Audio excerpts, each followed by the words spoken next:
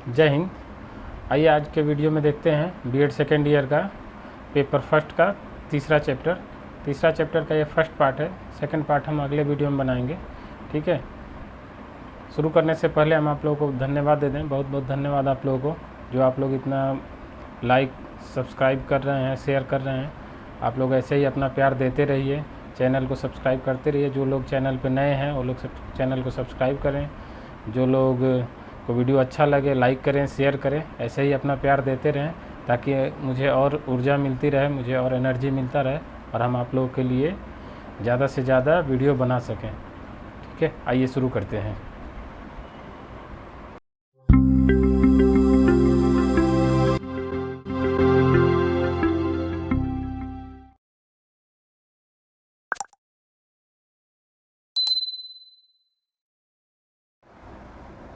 आइए शुरू करते हैं।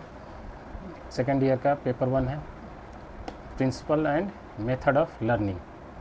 इसका चैप्टर 3 का फर्स्ट पार्ट है। प्रश्न 1 है, शिक्षण प्रक्रिया का मुख्य केंद्र क्या है।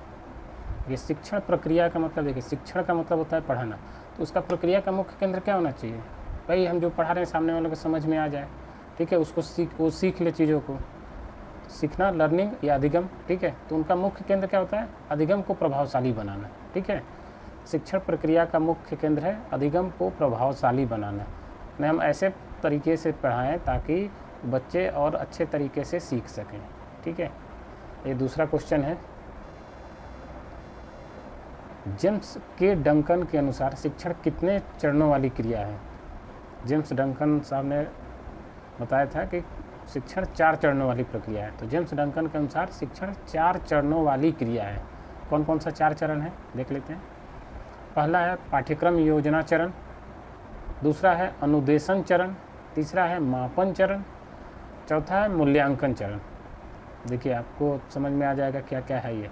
पाठ्यक्रम योजना चरण मीन्स कोई भी चीज़ पढ़ाना है तो हमें उसके लिए योजना बनाना होता है, प्लानिंग बनाना होता है। जैसे हम लोग लेसन प्लान बनाते हैं, वही कि हम लोग को पाठ्यक्रम का योजना बनाना है कि हमें किस योजना के तहत पढ़ाना है, कितने दिन में लेक्चर ख़त्म होगा, कौन से लेक्चर में क्या पढ़ाना है। ठीक है, तो पहला चरण तो ये हो गया योजना बनाए। मतलब ये क्लास में जाने के पहले की प्रक्रिया है, क्लास में जाने के बाद की नहीं है। पहले हम अपने क्लास में जाने के पहले हम एक योजना बनाएंगे कि क्या पढ़ाने जा रहे हैं, कैसा पढ़ाएंगे, कैसे पढ़ाएंगे, कौन सा उदाहरण देंगे, ये सब पहले की चीज़ें। तो उसका योजना बनाएंगे। ठीक है, जैसे कोई काम करने के लिए योजना बनाते हैं ना, कोई अगर काम अच्छे तरीके से करना है तो उसको योजनापूर्ण तरीके से करते हैं, योजना बना के उसको करते हैं। तो वही चीज़ें यहाँ भी कि उसको पहले योजना बनाएंगे। तो पहला चरण हो गया योजना बनाना। किसका योजना बनाना, भाई जो पढ़ाना है उसका योजना बनाना, मीन्स पाठ्यक्रम का योजना बनाना। दूसरा, जो योजना बनाए हैं उसको जाकर डिलीवर करना बच्चों को, तो अनुदेशन चरण हो गया दूसरा। अनुदेशन मीन्स उसको जाके लेक्चर देना है, क्या क्या चीज़ हम योजना बनाए थे, कैसे कैसे पढ़ाना है, वो चीज़ हम उनको जाके लेक्चर दे देंगे कि भाई ये ऐसी चीज़ है, ये एग्जाम्पल है। ठीक है, तीसरा होता है मापन चरण। मापन चरण में होता है कि हमने जो पढ़ाया इसका मापना भी तो पड़ेगा, बच्चों को समझ में आया कि नहीं आया, कितना आया। ठीक है, तो उसका हम उसको वो चीज़ आएगा मापन चरण में। पढ़ाने के बाद ये होगा मापन चरण। ठीक है, मतलब पहला क्या हुआ, योजना बनाना, पाठ्यक्रम का योजना बनाए क्लास में जाने के पहले। क्लास में जाने के बाद क्या किए, लेक्चर दिए। तो क्लास में लेक्चर हुआ अनुदेशन चरण। ठीक है, क्लास में ही फिर मापन का उसका मापन चरण आया, मापन किए कि भाई कितने को कितना समझ में आया, कैसे क्या है। ठीक है, उसके बाद चौथा है मूल्यांकन चरण। उसमें फिर मूल्यांकन करेंगे कि कितना कौन बच्चा समझ में, किसको कितना समझ में आया है। ठीक है, जैसे जो टेस्ट होता है ना, टेस्ट वगैरह लेते हैं, एग्जाम लेते हैं, वही है मूल्यांकन। ठीक है, चौथा है मूल्यांकन चरण। ठीक, ये 4 चरण है, ध्यान रखिए। आप कॉमन चीज़ है, आप लोग पढ़ाते समय ये यूज करते हैं, बस इसी को हम यही जेम्स डंकन साहब ने इसको थोड़ा सा पंक्तिबद्ध कर दिया कि लेसन प्लान, पाठ्यक्रम योजना, अनुदेशन चरण, जाके लेक्चर देना, मापन चरण, लेक्चर में क्या कमी बेसी रहा उन बच्चों को फीडबैक लिया, पूछ लिए कैसा समझ में आया नहीं आया। फिर मूल्यांकन चरण, मूल्यांकन चरण में बच्चों का एग्जाम ले लिए, टेस्ट ले लिए। ठीक है, आइए देखते हैं क्वेश्चन 3।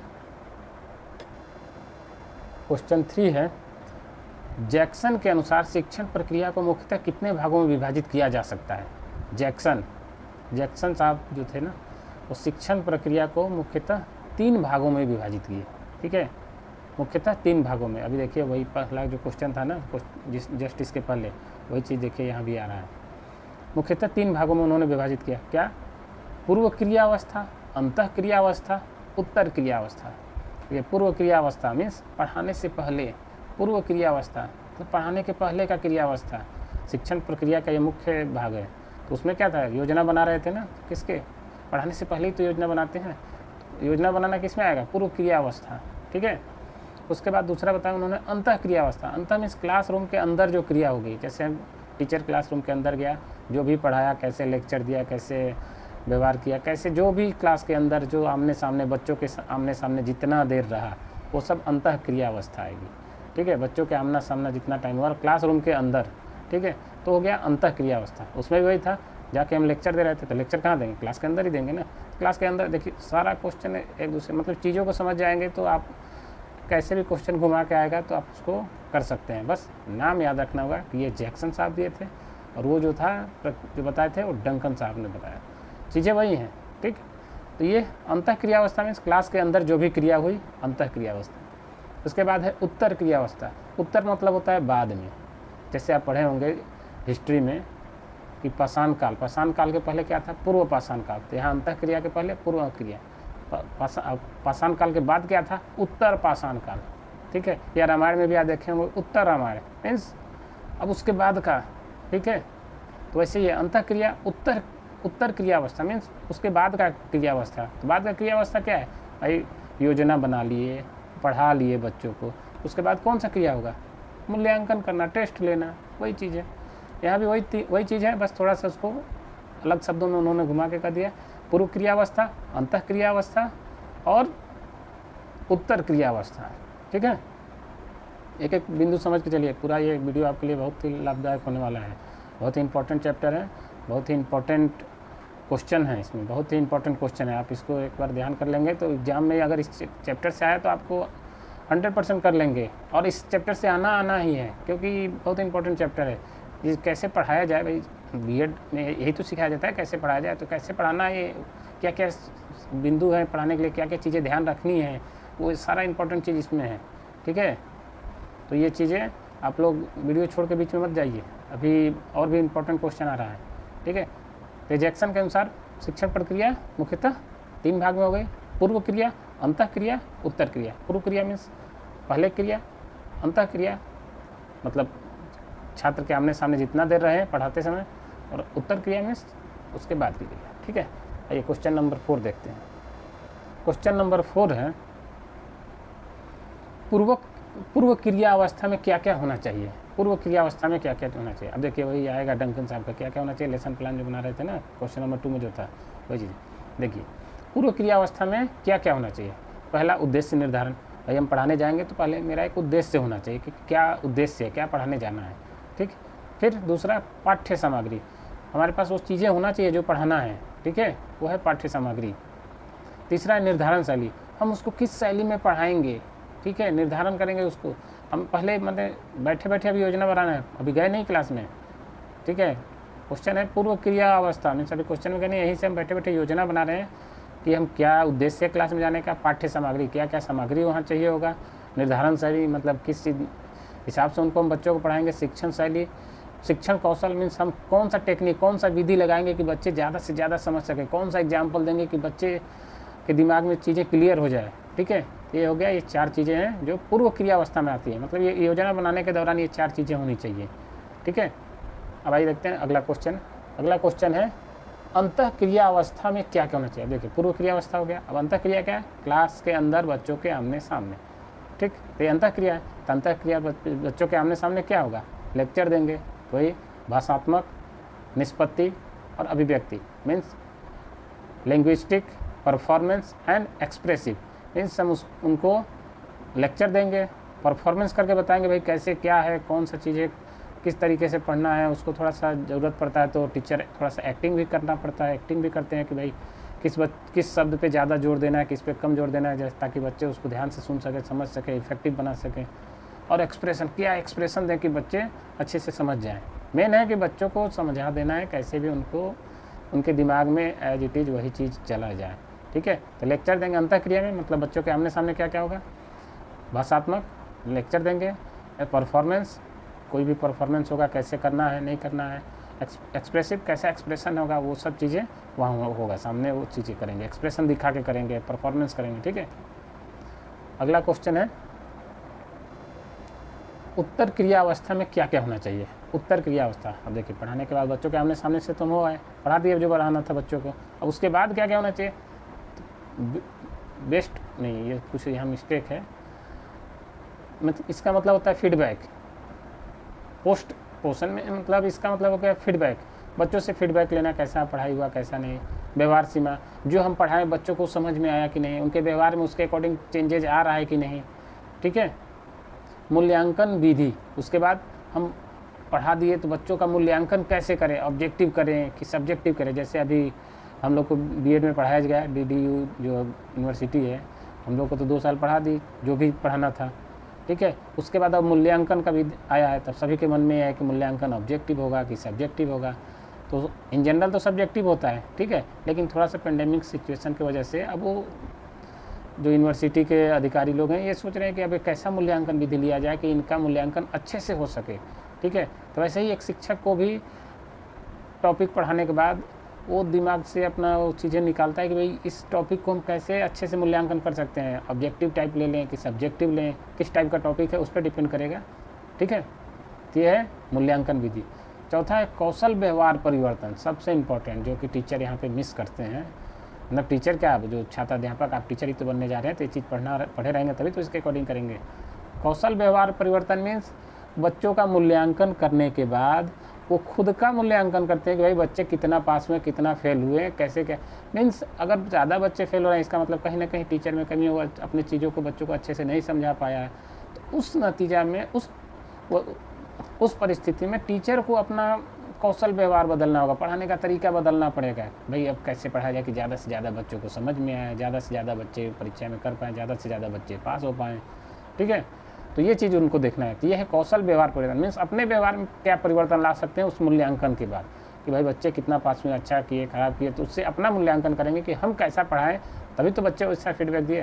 जैसे कोई टीचर बहुत अच्छा पढ़ाता है तो उनके क्लास के बच्चे ज़्यादा नंबर पाते हैं। कोई टीचर मान लो कि अच्छा नहीं पढ़ाया, डिस्टर्ब रहा क्लास, कोई टीचर आए अदल बदल के आए, तो फिर उसमें क्या है, उनके सब्जेक्ट वीक हो जाते हैं, उनका परफॉर्मेंस अच्छा नहीं होता है। ठीक है, तो टीचर अपना मूल्यांकन करता है बच्चों के मूल्यांकन करने के बाद कि बच्चा ज़्यादा से ज़्यादा पास हो। अगर ज़्यादा से ज़्यादा बच्चे फेल हो रहे हैं तो टीचर को अपना पढ़ाने का तरीका बदलने के लिए सोचना चाहिए कि अब हम किस विधि से बताएं, कौन सा एग्जाम्पल बताएं कि बच्चों के दिमाग में सीधे सीधे उतर जाए। ठीक है, आइए देखते हैं अगला क्वेश्चन। क्वेश्चन नंबर 7 है शिक्षण की कितनी क्रियाएँ हैं। शिक्षण की 3 क्रियाएँ हैं। फिर वही क्वेश्चन देखिए कैसे घूम के आ रहा है। क्रियाएँ कौन कौन, एक पूर्व अवस्था में शिक्षण क्रिया, अंत अवस्था में शिक्षण क्रिया और उत्तर अवस्था में शिक्षण क्रिया। ठीक है, पूर्व अवस्था में शिक्षण क्रिया, अंत अवस्था में शिक्षण क्रिया और उत्तर अवस्था में शिक्षण क्रिया। आइए क्वेश्चन नंबर 8 देखते हैं। पूर्व क्रिया अवस्था में शिक्षण की क्रियाएं कौन कौन सी है। पूर्व क्रिया अवस्था में मतलब पहले पढ़ाने के पहले कौन कौन से, तो ये तो अभी हम आपको डिटेल में बताएं। उद्देश्यों के निर्माण वही चीज़ है, पाठ्यवस्तु का चुनाव, शिक्षण शैली तथा तथ्यों की व्यवस्था संबंधी कार्य, मतलब हम किस शैली में पढ़ाएंगे, क्या क्या सामग्री यूज होगी, वो सब उसके संबंधित कार्य। फिर शिक्षण की विभिन्न रचनाओं के संबंध में निर्णय, शिक्षण का जो भी रचना यूज करना उसके बारे में निर्णय कि भाई कैसा हमें पढ़ाना है, क्लास में जाके क्या चीज़ें करनी होगी। यहाँ ये नहीं कि क्लास में जाने के बाद सोच अरे यार ये एक चीज़ रहता तो और हम बच्चों को अच्छे से समझा पाते, नहीं, पहले से आपको समझ के वो चीज़ की व्यवस्था करके जानी है।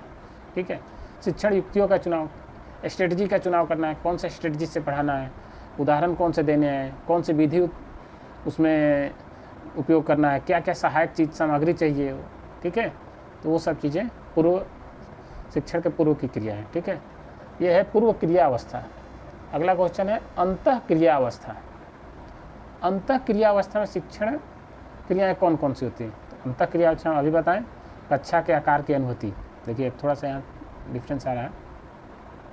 कक्षा आकार की अनुभूति मीन्स पहले कक्षा में जाइए तो एक सरसरी निगाह से कक्षा के चारों तरफ देख लीजिए, कितने बच्चे हैं, कैसे बच्चे हैं, उनका बैठने का तरीका क्या है, वो रिस्पेक्ट दे रहे हैं नहीं दे रहे हैं, मतलब एक बार कक्षा का निगरानी कर लीजिए चारों तरफ, कितने बच्चे हैं, कितना क्लासरूम है, बड़ा है, क्या है, कहाँ किस टाइप के बच्चे हैं। ठीक है, दूसरा है छात्रों का निदान, मतलब छात्रों का निदान मीन्स उनका जो क्वेश्चन हो उसका क्वेश्चन का आंसर वहीं का वहीं कर देना है, जो भी प्रॉब्लम हो। किसी को कोई भी दिक्कत हो, जैसे कोई अगर कह रहा सर हमें पीछे से दिखाई नहीं दे रहा है ब्लैक बोर्ड, तो उनको आगे बैठा दीजिए। ये नहीं कि नहीं दिखाई दे रहा तो जाके मैनेजमेंट से मिलो, ये वो, ऐसा नहीं। आप अपने क्लास में उनको अपनी परमिशन से आगे बुला लीजिए, फिर उसको एजिटेट कर दीजिए, ठीक है। तो उनका जो प्रॉब्लम है उनका समस्या का निदान कर दीजिए, ठीक। नेक्स्ट है क्रिया अथवा उपलब्धि या निष्पत्ति का कार्य। उसके बाद अपना पढ़ाने का क्रिया शुरू करिए। उद्दीपकों का चुनाव, उद्दीपकों मतलब क्या एक्सप्रेशन होना चाहिए, कैसा तरीके से हम जो हम योजना बनाए थे उसी तरीके से हम पढ़ा रहे हैं कि नहीं, वही चीज़ को चुनाव करके पढ़ाना है। उद्दीपकों का प्रस्तुतिकरण, उसका परफॉर्मेंस भी उसी तरीके से करना है जैसा हम योजना बनाए थे। यानी कि योजना बना लिए कुछ और यहाँ आते अरे यार बच्चे तो इस टाइप के हैं, कौन, ऐसा नहीं। जो योजना बनाए वैसा ही योजना का परफॉर्मेंस होना चाहिए वहीं पे, चाहे बच्चे 4 हों या 40 हों या 100 हों, ठीक है। आपको पढ़ाना है, उसी हिसाब से पढ़ाना है। डिमोरलाइज नहीं होना है कि भाई बच्चे 100 का क्लास होता तो हम अच्छा पढ़ाते, या कुछ लोग जो नए नए टीचर होते हैं जो देखते हैं अरे बच्चे ज़्यादा हैं तो घबरा जाते हैं, अरे अब बच्चे ज़्यादा हैं, अरे शॉर्टकट में पढ़ा के निकलो। नहीं, जो योजना बना था उस योजना को परफॉर्मेंस के तहत वहाँ पे प्रस्तुत करना है, ठीक है। उसके बाद है पृष्ठ पोषण तथा पुनर्बलन। पृष्ठ पोषण में फीडबैक लेना, किसा उनका क्या पढ़ाई जो पढ़ाई हमने उनको कितना समझ में आया, कैसा समझ में आया, कोई डाउट तो नहीं रहा। तथा पुनर्बलन, पुनर्बलन का मतलब होता है, देखिए पुनर्बलन का पहले प्रकार बताते हैं कि धनात्मक और ऋणात्मक, ठीक है। पुनर्बलन का मतलब होता है कोई बच्चा अगर अच्छा किया तो उनको शाबाशी देना, प्रोत्साहित करना, ठीक है, तो ये धनात्मक पुनर्बलन हो गया। और कोई बच्चा अगर उदंड काम कर रहा है, कोई इधर उधर बदमाशी कर रहा है तो उसको डांटना, पनिशमेंट देना, सजा देना, ये है ऋणात्मक पुनर्बलन। ये ऋणात्मक पुनर्बलन हम लोग जानबूझ के ऐसा नहीं करते, बच्चे में सुधार लाने के लिए ऐसा किया जाता है ताकि उनके अंदर सुधार लाए, कोई भी अनच्छी क्रिया ना करें, ताकि दूसरे को डिस्टर्बेंस ना हो, ठीक है। तो ये ऋणात्मक में आएगा। धनात्मक में जैसे कोई बच्चा अच्छा किया तो उसको प्रोत्साहित करना, शाबाशी देना, स्टेज पे सामने बोर्ड के पास बुलाना, बच्चों के सामने उनका क्लैपिंग करवाना, ठीक है, ये सब धनात्मक में आएगा। ऋणात्मक में कोई बच्चा अगर कोई अनैच्छिक कार्य कर रहा है तो उसको दंड देना, डांटना, समझाना, ठीक है, तो ये हो गया ऋणात्मक पुनर्बलन। नेक्स्ट है शिक्षण युक्तियों का विस्तार। शिक्षण मतलब स्ट्रेटजी, युक्ति मीन्स यहाँ पे है स्ट्रेटजी, मीन्स शिक्षण का जो स्ट्रेटजी है उसका विस्तार करना है। किस तरीके से, जैसे मान लीजिए हम स्ट्रेटजी बना के आए थे कुछ और पता चला कि हाँ स्ट्रेटजी से बच्चे समझ तो पा रहे हैं लेकिन उतना नहीं समझ पा रहे हैं जितना हम सोचे थे, तो अगर लगे तो उसी में थोड़ा सा और विस्तार कर लीजिए, थोड़ा सा और उसको इन्हेंस करके अच्छे से बताइए, ठीक है, ताकि बच्चों को ज़्यादा से ज़्यादा समझ में आए, ठीक है। आइए अगला क्वेश्चन देखते हैं। अगला क्वेश्चन है उत्तर क्रिया अवस्था में कौन कौन सी क्रियाएं होती हैं। उत्तर क्रिया अवस्था, उत्तर क्रिया अवस्था मीन्स शिक्षण के बाद जो क्लास में आमने सामने पढ़ा लिया उसके बाद की कौन कौन सी क्रियाएं होंगी। तो उसके बाद का क्या है, मूल्यांकन का क्रिया होगा और खुद का मूल्यांकन अभी बताएं। तो उसमें है शिक्षण द्वारा व्यवहार परिवर्तन के वास्तविक रूप की परिभाषा, मीन्स हमने जो शिक्षण दिया बच्चों में क्या एक्चुअल में उस शिक्षण का फ़ायदा हुआ, उन्होंने उसका लाभ मतलब उस हिसाब से उनके व्यवहार में परिवर्तन हुआ क्या। फिर मूल्यांकन की उपयुक्त विधि का चयन, कौन सा मूल्यांकन करना है उसके उपयुक्त विधि का चयन करना है आपको, कि हम ऑब्जेक्टिव लें कि सब्जेक्टिव लें, ट्रू फॉल्स लें, फिल इन द ब्लैंक्स लें। जैसे अभी DDU उपयुक्त विधि का चयन कर रही है कि हम B.Ed वालों का एग्ज़ाम सब्जेक्टिव लें कि ऑब्जेक्टिव लें, ये उनके ऊपर डिपेंड है। वैसे टीचर के ऊपर डिपेंड है कि बच्चों को हम जो पढ़ाए हैं उस हिसाब से कौन सा विधि उपयुक्त है। वैसे DDU भी सोच रही है ना कि हम बच्चों को 2 साल में क्या क्या पढ़ाई हुआ है, 1 साल में क्या क्या पढ़ाई हुआ है। कोरोना की वजह से तो काफ़ी चीज़ें डैमेज ही रहा, काफ़ी चीज़ें नहीं हुआ रेगुलर, तो इसलिए वो चाह रहा है कि हम ट्रेडिशनल तरीके से एग्ज़ाम ना लें ताकि ज़्यादा से ज़्यादा बच्चों को मतलब नुकसान ना हो बच्चों को, इसलिए वो अभी डिसीजन अपना नहीं दे पा रहे हैं। डिसीजन सोच समझ के ले रहा है कि हम बच्चों को जो पढ़ाया गया है साल भर, भाई रेगुलर तो क्लास चला नहीं, तो उनको भी मालूम है कि रेगुलर क्लास चला नहीं, तो हम रेगुलर जो एग्ज़ाम का पैटर्न था वही पैटर्न क्यों लें, कुछ ना कुछ बदलाव करना चाहिए ताकि बच्चों को और सबको सहमति रहे, सब कोई अच्छे से कर पाए, ठीक है। ये है रीजन, बाकी और कोई रीजन नहीं है उनका चुनाव। ये वो भी उत्तर क्रिया अवस्था का चुनाव कर रहे हैं कि भाई किस प्रक्रिया से परीक्षा लिया जाए, ठीक है।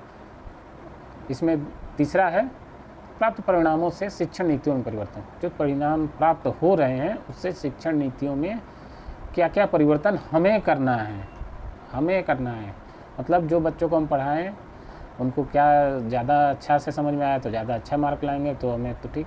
अगर कम नंबर लाते हैं तो हम अपने में क्या और सुधार करें कि बच्चे ज़्यादा से ज़्यादा नंबर ला सकें, ठीक है, ज़्यादा से ज़्यादा बच्चों को का परफॉर्मेंस सुधर सके, ठीक है। तो इसमें अभी 10 ही क्वेश्चन अभी बनाए हैं, अभी और 10 क्वेश्चन के आसपास बन सकता है। वीडियो ज़्यादा लंबा होता है इसलिए हम कहें कि इसको थोड़ा 2 पार्ट में कर देते हैं। इसके बाद फिर अगला वीडियो हम एक और सब्जेक्ट का दे रहे हैं, आज ही दे देंगे, कोशिश करेंगे आज ही दे दें, ठीक है।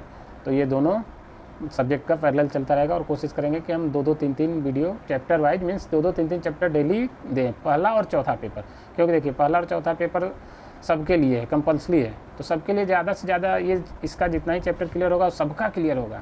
बहुत बच्चों का रिक्वेस्ट आ रहा है कि सर होम साइंस का, सर हिस्ट्री का, सिविक्स का, कॉमर्स का। देखिए ये सब में बच्चे कम है, तो जो जैसे मान लीजिए होम साइंस के 10% बच्चे हैं तो केवल 10% लाभान्वित होंगे, और अगर पहला और चौथा पेपर बन रहा है तो 100% बच्चे लाभान्वित होंगे। क्योंकि टाइम कम है तो ज़्यादा से ज़्यादा बच्चों को लाभान्वित करना हम चाह रहे हैं, ठीक है। इसलिए आप लोग इसको ध्यान से देखिए, वीडियो को देखिए, ठीक है। और बाकी और सब्जेक्ट का भी पढ़ाई करते रहिए, समय के अनुसार हम और सब का भी देखेंगे, ठीक है। और भी जो जितना अपने तरफ से हो सकेगा उतना हम करेंगे। बस आप लोग अपना प्यार देते रहिए, लाइक और कमेंट करते रहिए, और जहाँ तक हो सके ज़्यादा से ज़्यादा शेयर करिए, ताकि आप लोग का प्यार मिलता रहे और आप लोग के इसी एनर्जी से हमारा, समझिए हमारा बैटरी आप लोग के ही एनर्जी से चार्ज होता है, और जब हम ज़्यादा से ज़्यादा आप लोग को वीडियो दे पाएँ, ठीक है। तो होप कि आज आप चीज़ों को समझ पाए होंगे। जय हिंद।